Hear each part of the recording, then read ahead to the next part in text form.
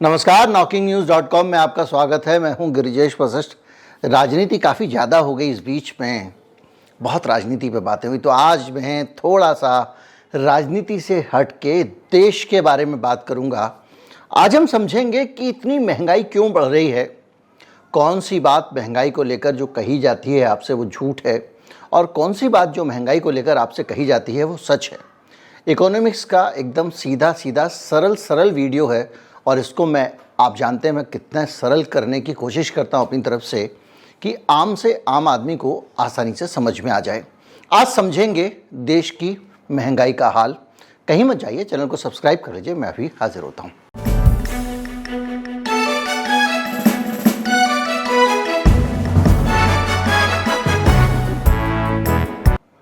भैया महंगाई बढ़ती जा रही है और आरबीआई के आंकड़े के हिसाब से भी 6-6.5% की महंगाई की दर है।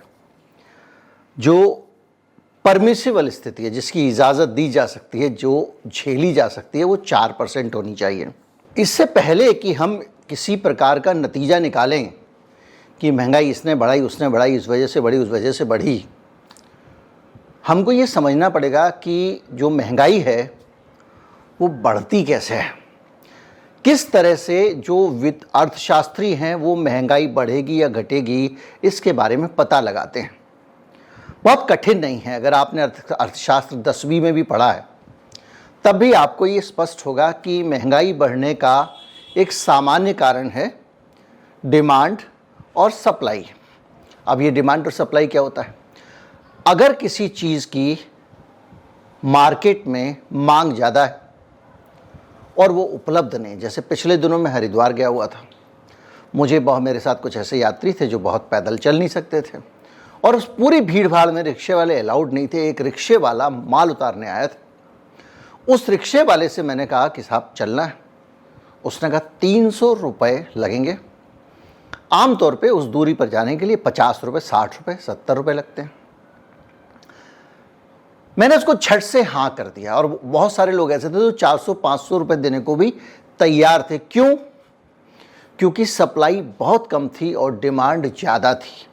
ज़रूरत ज़्यादा हो, मांग ज़्यादा हो और उपलब्धता कम हो तो दाम बढ़ जाता है। बाज़ार में भी महंगाई इसी तरह चलती है। अब मांग कैसे बढ़ती है, इसके कई सारे कारण हैं। एक तो उस दिन मैंने बताया कि यहाँ पे सप्लाई कम थी, रिक्शों को जाने नहीं दिया जा रहा था, तो उसके कारण महंगाई बढ़ गई थी। सप्लाई कम होने के उदाहरण हैं कोविड के दौरान सब कुछ गड़बड़ा गया, सब फैक्ट्रियां बंद, सब कुछ बंद, लोग घर में बंद, तो माल बन ही नहीं रहा था। तो एक सप्लाई का झटका लगा, सप्लाई शॉक कह सकते हो आप उसको। तेज़ गिरावट आई। तो जब आपूर्ति में गिरावट आ जाए, सप्लाई में गिरावट आ जाए और मार्केट की डिमांड वही है तो चीज़ों का दाम बढ़ जाता है। एक और जो है कारण होता है और वो होता है डिमांड बढ़ने का जेब में रुपया होना। आपकी जेब में माल है तो आप जब बाज़ार में जा रहे हैं तो बहुत सारी ऐसी चीज़ें खरीद लेते हैं। जब पैसे ना हो तो आप खरीदना नहीं चाहेंगे या खरीदना करेंगे अवॉइड। आपकी जेब में पैसे नहीं हैं, आप कहेंगे 4 पीस नहीं लेते हैं, भैया 1 ही पीस दे दे हमको, हमारा काम चल जाएगा। कई लोगों ने, जब हम और आप में से कई लोगों ने जब तंगी के अंदर दिवाली के त्यौहार या कुछ और मंगाया हो तो सोचते हैं यार लक्ष्मी गणेश सस्ते वाले ख़रीद लो। हम लोग जो है दिए ज़रूरत भर के ख़रीद लेते हैं और क्या ज़रूरत है धनतेरस पे बड़ा बर्तन खरीदने की, हम छोटी चम्मच खरीद लेंगे। जब आपके पास पैसे होते हैं तो धनतेरस पे बड़े बर्तन जो चाहें वो खरीद लेते हैं। तो ये है आपके पास पैसे होने या नहीं होने की अवस्था। अब आपके पास होना ना होना ये एक व्यक्तिगत मसला ज़रूर है, लेकिन अर्थशास्त्र में पूरा देश जो है उसको भी आप एक व्यक्ति मान लीजिए। अगर इस देश की जेब में पैसा है तो धन की सप्लाई ज़्यादा है, तो इसलिए डिमांड चीज़ों की बढ़ जाती है, यानी लोग ज़्यादा चीज़ें खरीदने लगते हैं। अब आप सरल तरीके से अभी तक समझ रहे होंगे डिमांड सप्लाई से कैसे चीज़ों की मांग बढ़ जाती है। अब जिसकी पूछ बढ़ गई, जिसकी मांग बढ़ गई, मान लीजिए हरिद्वार में रिक्शे वाले 100 हैं लेकिन उनको लेने वाले 200 हैं, तब भी उसकी सप्लाई कम हो जाएगी ना। जब मांग बढ़ जाएगी सप्लाई कम हो जाएगी। तो मांग और सप्लाई का ये रिश्ता है, एक बढ़ता है दूसरा कम हो जाता है। तो इस तरह से ये दोनों मिलकर महंगाई करते हैं पैदा। अगर आप कहेंगे उदाहरण सप्लाई बढ़ जाने का, अभी आपने देख लिया होगा अमेरिका में क्या हुआ था। ट्रंप बाबू कितना पैसा दे दिए थे सन 2000 में, खूब सारा पैसा जनताओं को दे दिया, लो कोविड में पैसे ले लो भैया, तंगी महसूस मत करना। आप जनता के पास पैसे पहुंच गए, वहाँ की सरकार पैसे निकाल नहीं पा रही है, तो पैसे नहीं निकाल पा रही है तो क्या कर रही है, महंगाई बढ़ा रही है। कैसे कर रही है, ब्याज बढ़ाती जा रही है। खैर वो कॉम्प्लिकेटेड हो जाएगा। निचोड़ ये निकला कि अगर मार्केट में पैसा होगा ज़्यादा, उसकी पूछ कम हो जाएगी, क्योंकि पैसा ज़्यादा है उसकी पूछ कम हो जाएगी। 50 रिक्शे वाले मार्केट में, जाने वाले 5 हैं, उनको कोई पूछेगा नहीं। कई बार हो सकता है रिक्शे वाला कहे आओ बैठो, जितने देना है दो, चलो भैया काम तो मिले। तो पैसे की पूछ जब कम होती है तो भी महंगाई बढ़ती है। पैसे की पूछ कैसे कम होगी, मार्केट में पैसा बहुत सारा आ जाए। अब पैसा मार्केट में कहाँ से आता है, एक बहन जी हैं आरबीआई, वो निकालती हैं। तो आरबीआई बहन कैसे पैसे निकालती हैं, इसको समझने के लिए रिजर्व बैंक कैसे पैसे निकालता है, आपको बैंकों का बैंक सिस्टम समझना पड़ेगा। उम्मीद करता हूँ सरल समझ में आ रहा होगा। आप जाते हो और अपने पड़ोस की बैंक ऑफ बड़ौदा की ब्रांच में पैसे जमा करते हो। ऐसे ऐसे करते करते मान लीजिए पूरे देश ने 5,000 रुपये बैंक ऑफ बड़ौदा में जमा कर दिए। अब वो जो बैंक ऑफ बड़ौदा में 5,000 रुपये आपने जमा किए, बैंक ऑफ बड़ौदा उसको ब्याज पे चढ़ाएगा और उससे पैसे बनाएगा। हम सब जानते हैं बैंक कैसे ही काम करते हैं। लेकिन अगर मान लीजिए कि बैंक ऑफ बड़ौदा के पास 1 लाख रुपए आ गए जनता से, और लोन लेने वाले 10,000 रुपये का ही लोन लेने वाले हैं, 1 लाख रुपए में से 10,000 का ही लोन लेने वाले हैं, तो जो 90,000 रुपये हैं उस पर तो बैंक ऑफ बड़ौदा हमको ब्याज देगा ना। तो बैंक ऑफ बड़ौदा अब क्या करेगा, तो बैंक ऑफ बड़ौदा क्या करेगा, दूसरे बैंक के पास जाएगा जो बैंकों का बैंक है, और उसको कहेगा भाई साहब ये पैसे जो है ना आप अपने पास रख लो। तो वो बैंक जब आप पैसे रखते हो तो उसके बदले में ब्याज देता है आपको। आरबीआई बैंकों को जो पैसे बैंक जमा करते हैं उनके बदले में इनको देता है ब्याज। उस ब्याज को कहते हैं CRR, कैश रिजर्व रेशियो। और एक होता है इसका उल्टा, बैंक जब उसके पास में लोन मांगने वाले ज़्यादा आ जाते हैं, पैसा नहीं होता, तो वो आरबीआई को बोलता है भाई साहब हमको लोन दे दो, तो उसके बदले में आरबीआई उनसे ब्याज लेता है। और वो एक अलग कहानी है, लेकिन अभी हम CRR पे रहेंगे। तो क्या हो रहा है कि बैंकों के पास अब आ गए बहुत सारे पैसे। क्यों आ गए पैसे, इसको समझने के लिए आपको इसी आरबीआई की नीति को समझना पड़ेगा। होता क्या है कि बाजार में अगर पैसे की सप्लाई नहीं होगी, जैसे पैसा अगर मार्केट में नहीं बह रहा होगा, तो आप सामान भी कम खरीदेंगे, और जब आप सामान कम खरीदेंगे तो क्या होगा, सामान कम बनेगा तो सामान का प्रोडक्शन कम हो जाएगा, और जब प्रोडक्शन कम हो जाएगा तो पूरे देश का जो प्रोडक्शन होता है उसको आप क्या कहते हो, जीडीपी। अब जीडीपी गिरती है तो सरकार की नाक कटती है, ये आप जानते हैं। देश की जेब में पैसा नहीं है तो माल कैसे खरीदे, तो सरकार क्या कर रही है, मार्केट में ज़्यादा से ज़्यादा पैसा डाल रही है। अब इस चार्ट को देखिए, सन 2000 से लेके अब तक मार्केट में जो पैसा है, लिक्विड है, धन है, वो 50% बढ़ चुका है।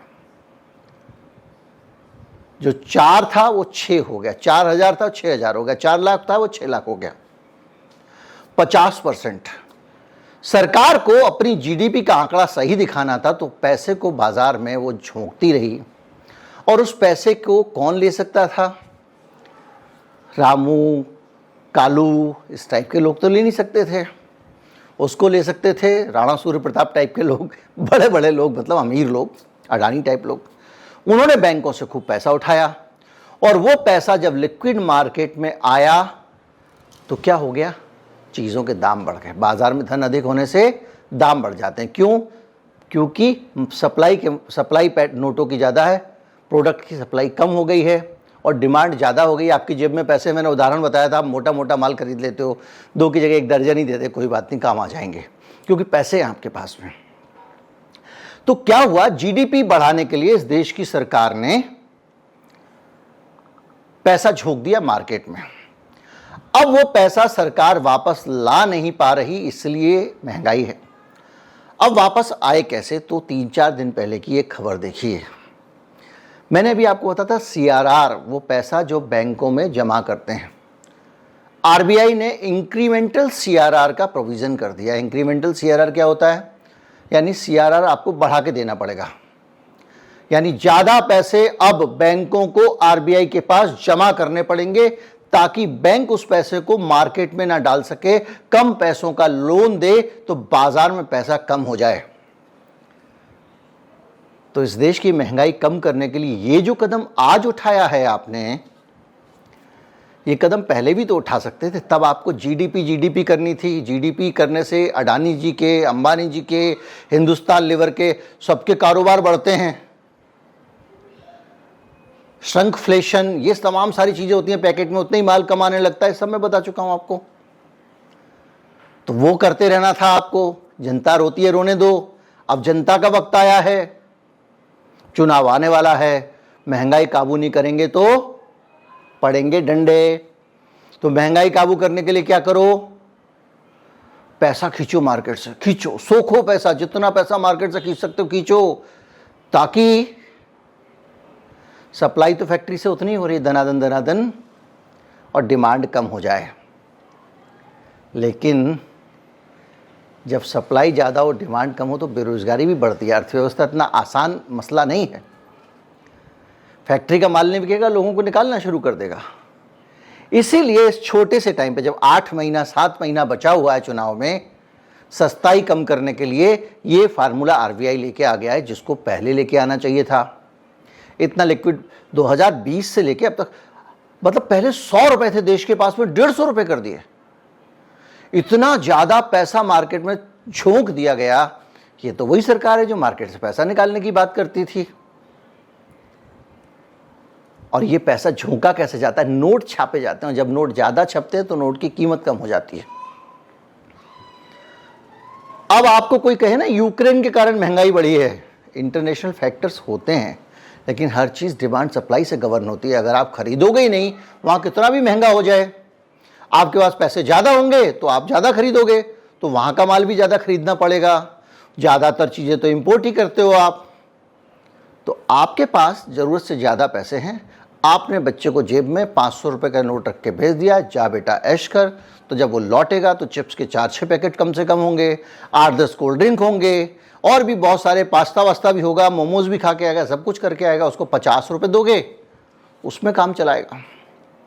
तो इस देश की जेब में पैसा ठूस दिया गया। अच्छा, अब कोई नोट छापने के लिए, पुराने ज़माना तो रहा नहीं कि जब नोट छापने के लिए RBI के पास में सरकार उतना सोना रखना पड़ता था, तब उतने नोट छपते थे। अब तो वो रहा नहीं। तो कुल मिला के अब आप समझ गए होंगे कि ना तो कोविड के कारण महंगाई बढ़ी, कोविड का जो सप्लाई शॉक था वो निकल चुका है। अब खूब मार्केट में माल है, बन रहा है, आ रहा है।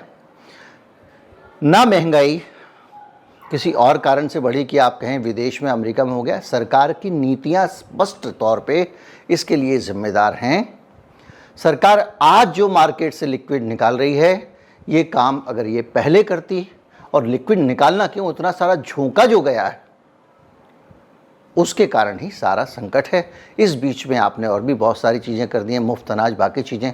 इस सबसे भी ये होता है कि भाई आपको अगर अनाज मिल गया खाने के लिए, तो आपके पास अगर 4 पैसे हैं, तो उस अनाज से के साथ खाने के लिए आप नींबू खरीद लोगे, तरकारी खरीद लोगे, टमाटर खरीद लोगे, बहुत सारी चीज़ें हैं। भारत का जो महंगाई का आंकड़ा आता है, उसमें 40% हम भोजन का प्रोविज़न लेके चलते हैं, वेस्ट में ऐसा नहीं।